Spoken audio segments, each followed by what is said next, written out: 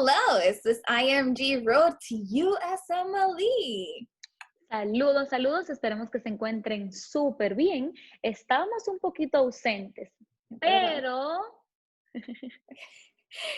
No se preocupen, chicos, tenemos mucho, pero mucho contenido, solo ténganos paciencia porque Tachira y yo estamos en un proceso y no solo eso, todo el mundo, no sé qué pasa, Tachira, que todo el mundo está busy, o sea, yo no había visto la agenda llena, casi todo el mundo. Sí, es increíble cómo todos los residentes están en cuidados intensivos en este momento. O sea, necesitan tiempo, dicen, por favor, dame una semana, dame 2 semanas, porque están muy ocupados. Pero estamos de regreso. Y el día de hoy tenemos un invitado muy especial. Tenemos al doctor Luis Gerald Lora, que estará conversando con nosotros sobre su experiencia, tanto como residente como especialista que es en este momento, y nos vamos a enfocar un poquito más en lo que es el waiver. Así que, ¿cómo está usted, doctor? Excelente, muy bien. ¿Y ustedes? Bien, Bien, gracias. gracias.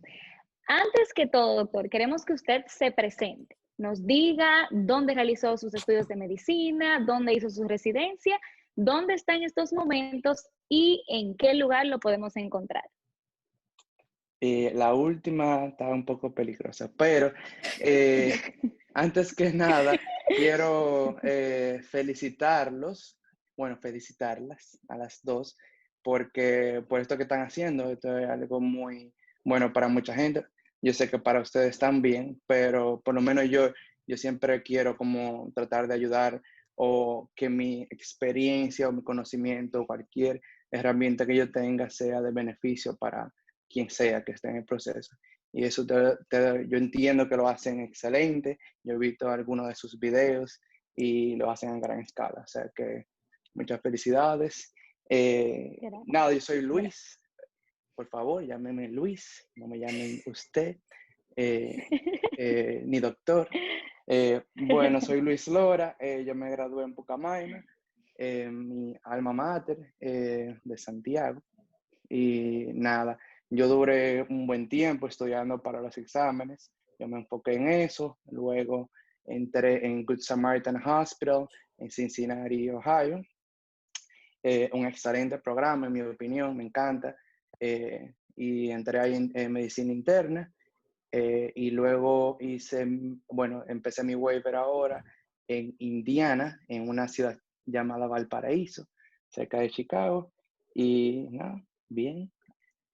Bueno, doctor, muchísimas gracias por esas bellas palabras. Ese es el punto literal de por qué hicimos este proyecto y de verdad nos conmueve que a usted le parezca que este proyecto tenga esa importancia que nosotros le damos. Bueno, estoy acostumbrada a decir doctor, entonces no sé. Luis Lora. Sí. De manera síntesis, sé que han pasado algunos años de que usted tuvo ese proceso de exámenes, pero si puede sintetizar, ¿qué materiales usted utilizó y cuáles usted consideró más importantes en ese sentido? Bueno, yo empecé como muchas personas, muy al paso, ¿verdad? Con los libros del Kaplan y los videos. Al principio se me hacía difícil de estudiar, vamos a decir, 8 o 10 horas diarias, que era lo que yo estaba estudiando al final, hasta 12 horas diarias. Pero yo empecé con los videos, el Kaplan y los libros, Patoma y no, el otro, que no es Patoma. Goyen. Ese fue que yo escuché el audio de él y me leí el libro de él. Patoma no lo hice.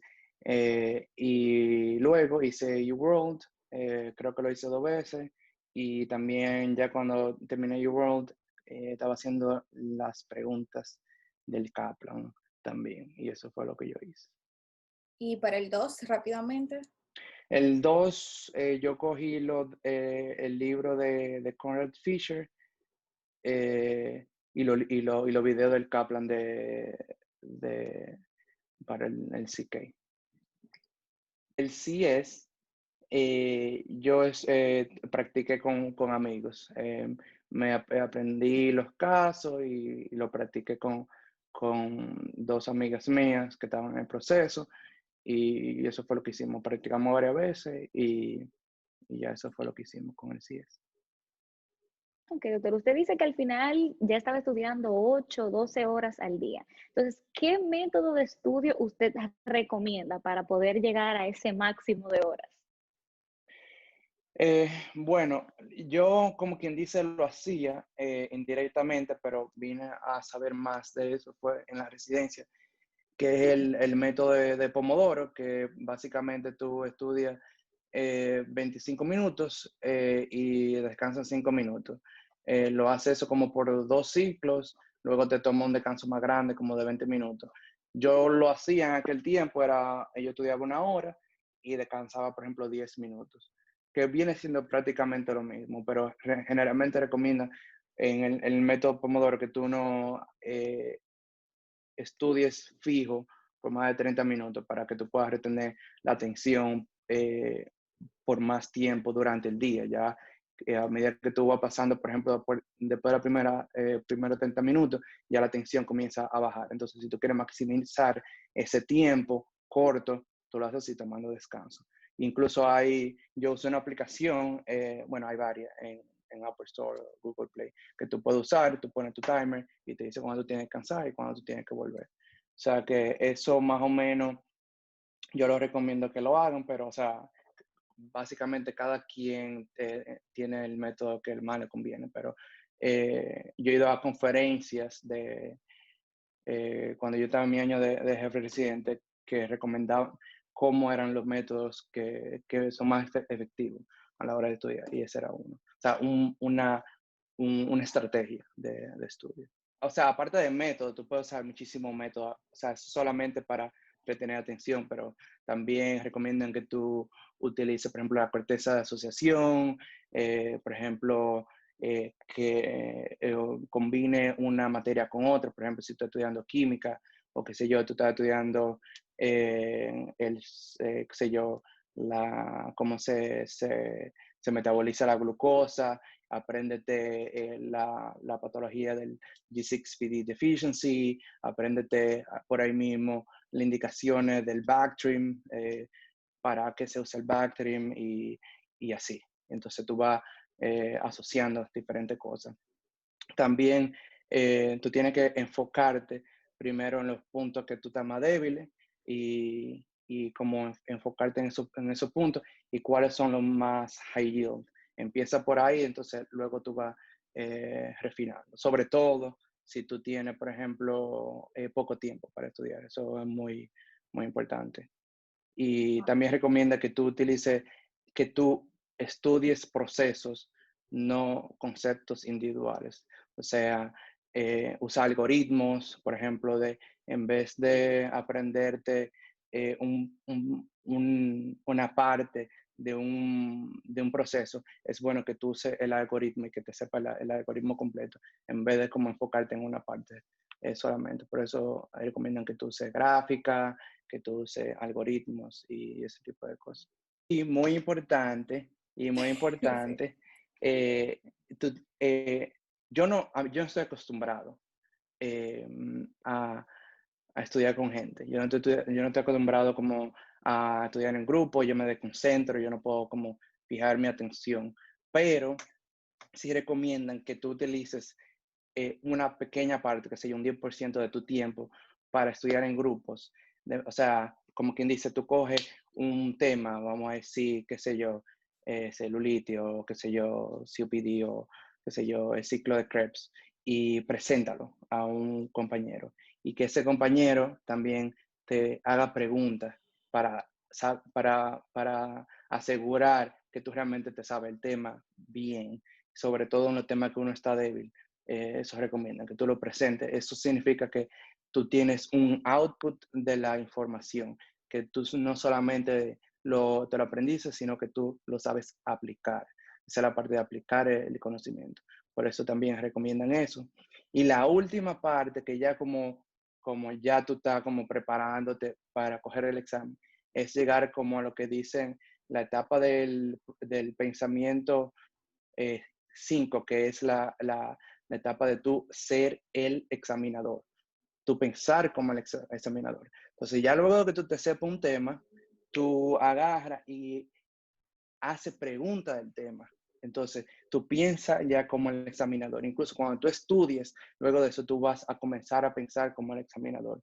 Tú vas a decir, por ejemplo, yo quiero que esa persona que está cogiendo el examen sepa el diagnóstico. Entonces ya tú comienzas a generar la pregunta en tu mente, tú comienzas a hacer la parte demográfica de la persona, tú sabes cuál laboratorio le va a tirar y cuáles son las cosas que van a tratar de distraer a la persona. Ya cuando tú comienzas a pensar como un examinador, tú ya estás en la última etapa de pensamiento y eso te va a dar a ti un beneficio grandísimo en cuanto a tu nota.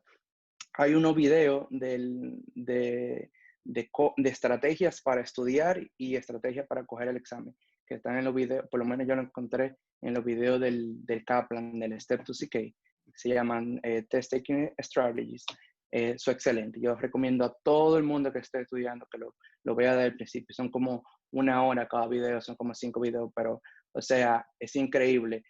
O sea, yo lo vi cuando ya yo estaba terminando de estudiar como para el Step 2. Inmediatamente yo apliqué esas estrategias, mi nota en el MBMI me subió como 20 puntos. Incluso ellos mismos te dicen, o sea, tu nota, de tu nota, un 60-65% es lo que tú te sabes, lo que tú te aprendiste. Un 20-25% es la estrategia de tú, cómo tú coges el examen, cómo tú lees la pregunta, cómo tú analizas la pregunta y cómo tú desarrollas y cómo tú empleas tu tiempo a través del examen. Y como un 5, un 10% son factores personales, ya sea como ansiedad, ya sea que te dio diarrea ese día o qué sé yo. Y, Qué fuerte. exacto. Qué fuerte, qué fuerte que eso pase. Sí, ¿qué ha pasado?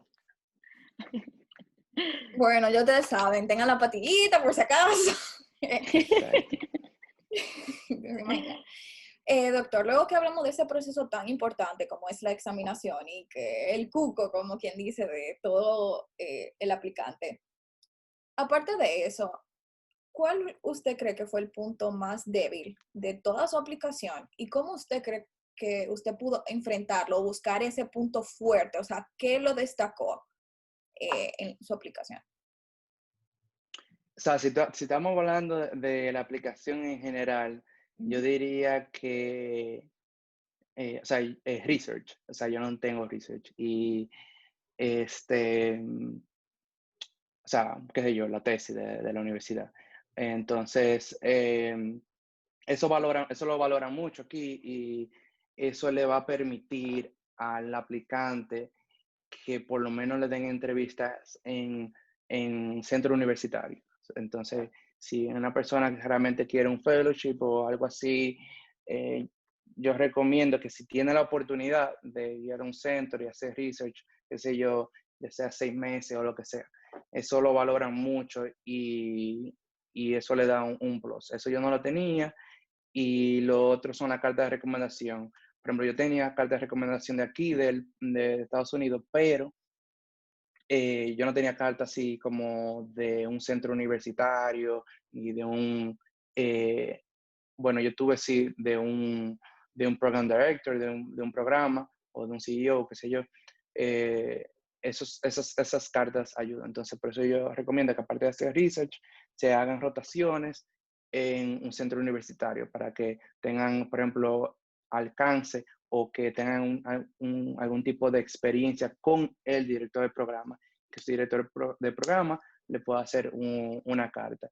Eso yo lo combatí buscándomela, como quien dice, o sea, tratando de enfocarme en lo otro, en todo lo otro que yo tenía, o sea, practicar mi entrevista, yo estar como preparado para cualquier pregunta y como tratar de que ellos conocieran quién yo realmente soy. Eso yo siempre se lo digo a la gente que está entrevistando, sobre todo gente que yo mismo entrevisté, se lo dije, o sea, cuando tú vayas a una entrevista,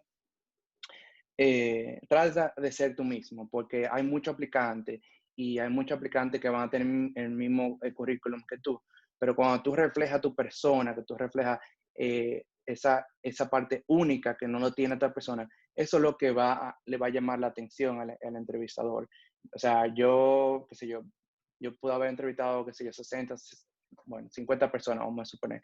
Y cuando yo estoy hablando con los otros entrevistadores, generalmente ellos no hablan mucho como, oh, la nota o que esta cosa, esa persona me marcó, esa persona me llamó la atención, esa persona como me deja algo como que no se me olvida. Entonces eso es lo que tú tienes que enfocarte. ¿Qué yo le voy a dejar a esa persona que otra persona no lo tiene, que otro aplicante no lo tiene, que esa persona se va a recordar de mí? Así mismo. Y algo también, obviamente yo no, yo no he entrevistado, pero sí he escuchado a las personas para que sepan, usualmente, como dice el doctor, lo que hablan es de la vida. Usted puede ser el tópico más raro o de algo como qué tú hiciste en tus vacaciones o qué.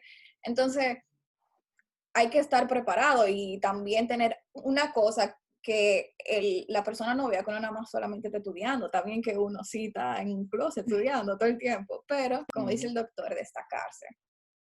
¿Y qué pasa también? Que, por ejemplo, la mayoría de gente, y deberían, uno practica mucho las entrevistas y uno, como quien dice, tiene un guión. Y eso está bien porque, por ejemplo, cuando uno está nervioso y como que uno no sabe qué decir, el guión entra automático y el guión sigue solo prácticamente cuando tú practicas mucho.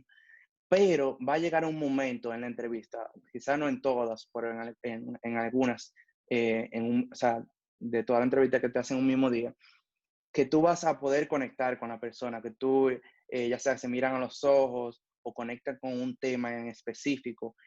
Y ahí como que tú vas a tener oportunidad de improvisar. Eso es la oportunidad que tú debes de aprovechar. Y decir, ok, déjame ser yo mismo, déjame agarrar este tema, déjame olvidarme del guión. Esa es mi oportunidad de yo reflejar quién soy. Cuando una persona tiene un guión y nada más se quiere llevar del guión y que eso que tenga que quedar perfecto, como yo lo practiqué, eso no deja una buena impresión. Siempre deja como, hay algo que está chivo ahí, tú sabes, eso no deja una buena impresión. Así es, doctor. Entonces, a la hora de un IMG aplicar, ¿a cuántos hospitales usted recomienda que aplique? ¿Hay un número específico o eso se lo dejamos a lo que cada quien considere? Bueno, esa es la respuesta más correcta, realmente. Yo personalmente apliqué a más de 230 programas. O sea, yo prácticamente apliqué todo lo que encontré. Mi recomendación es que apliquen a la mayor cantidad de programas que su bolsillo le permita. Eso es lo que yo recomiendo. O sea, yo mirando hacia atrás, yo digo, bueno, con 100 programas yo hubiese estado bien, pero no había ninguna manera de yo decir en ese momento qué tanto programa era suficiente para yo entrar. O sea, ¿quién sabe eso? O sea, porque tú tampoco sabes cuál es exactamente tu posición a la hora de aplicar. Tú no sabes qué tan buen candidato tú eres. O sea, eso es muy difícil de saber. Bueno, hay gente que sí, ¿no? O sea, pero, o sea, yo he visto casos de gente que son graduados americanos y se confiaron mucho y no entraron porque solamente aplicaron a 2 o 3 programas. Y eso yo lo vi durante mi proceso de entrevista.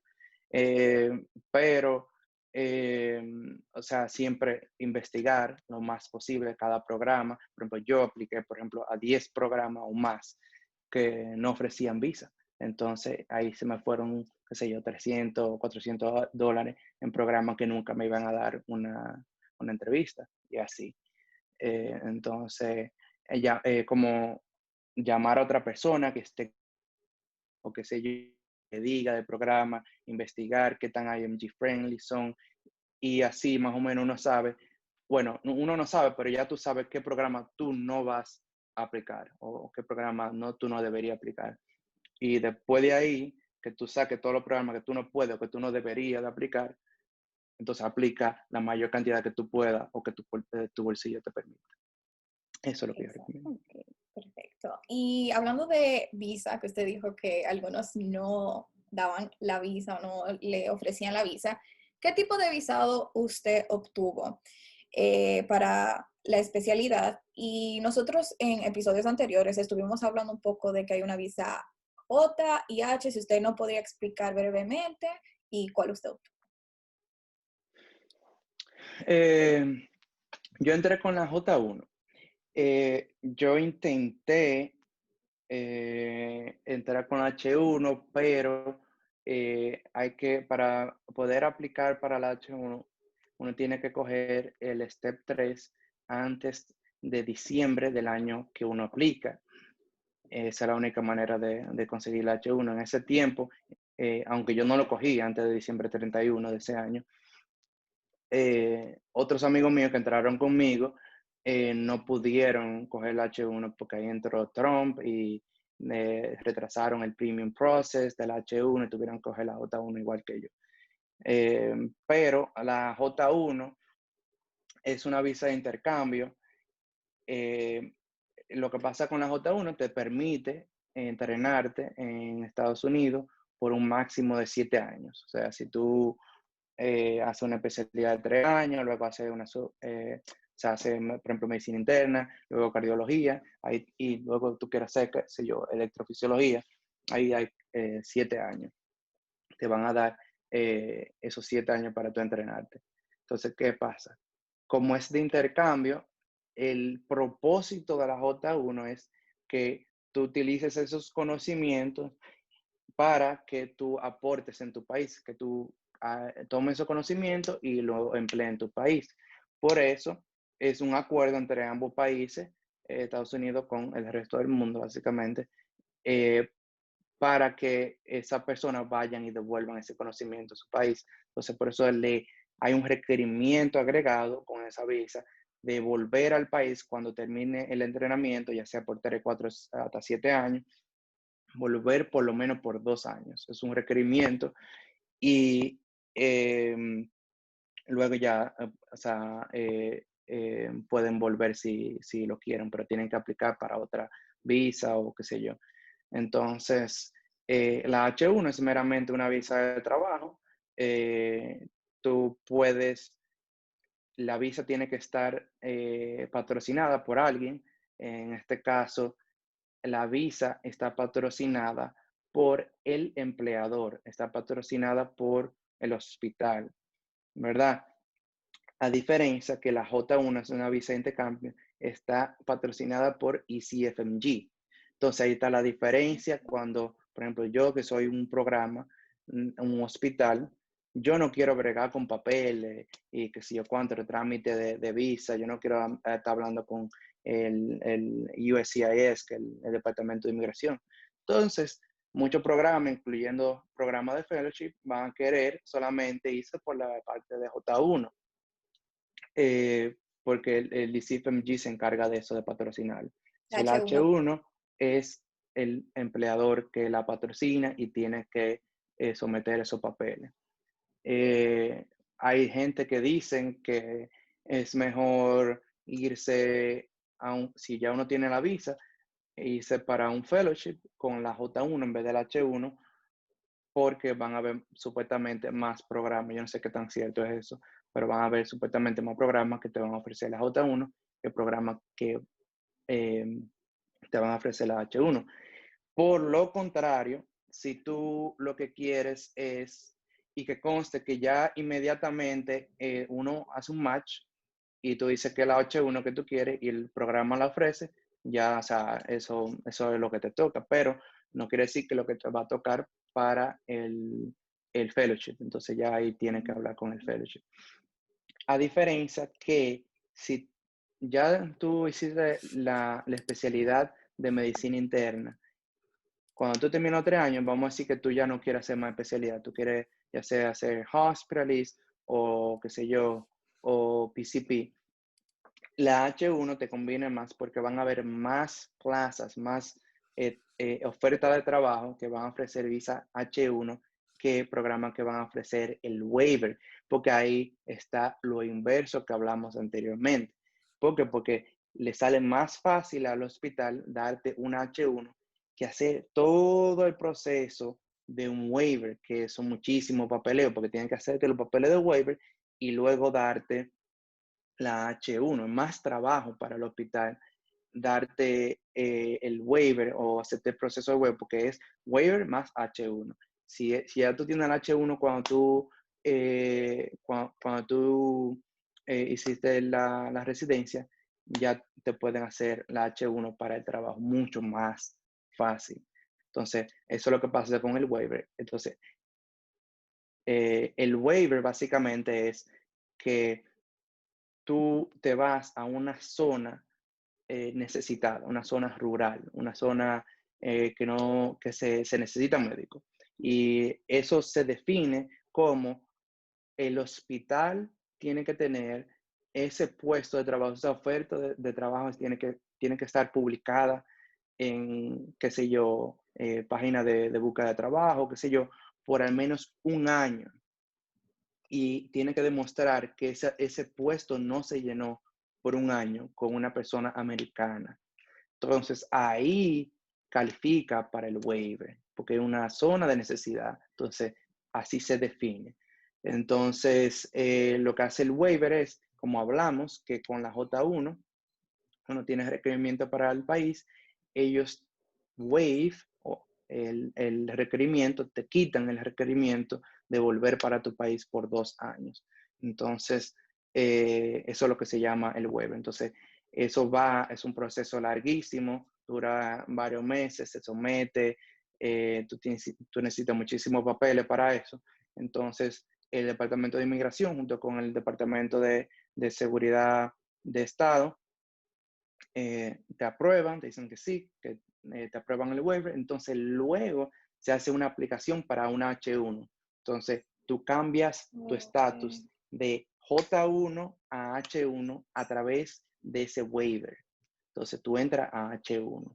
Entonces, luego va el proceso de entrar a la Green Card. Para la Green Card, entre comillas, tú necesitas durar 3 años con la H1 para tú poder aplicar para la Green Card. Pero hay zonas grises ahí y eso es bueno hablarlo con un abogado de inmigración. ¿Por qué? Porque hay muchos programas, uno, por ejemplo el mío y otra persona que yo he escuchado, que al año de tú estar en el waiver, con ellos te comienzan a pedir los papeles de inmigración para que ya inmediatamente tú termines el waiver, tú tengas tu green card. Entonces, eso es como más o menos el proceso. No todos los programas lo ofrecen y es por eso que hay que buscar bien y preguntarle a la persona.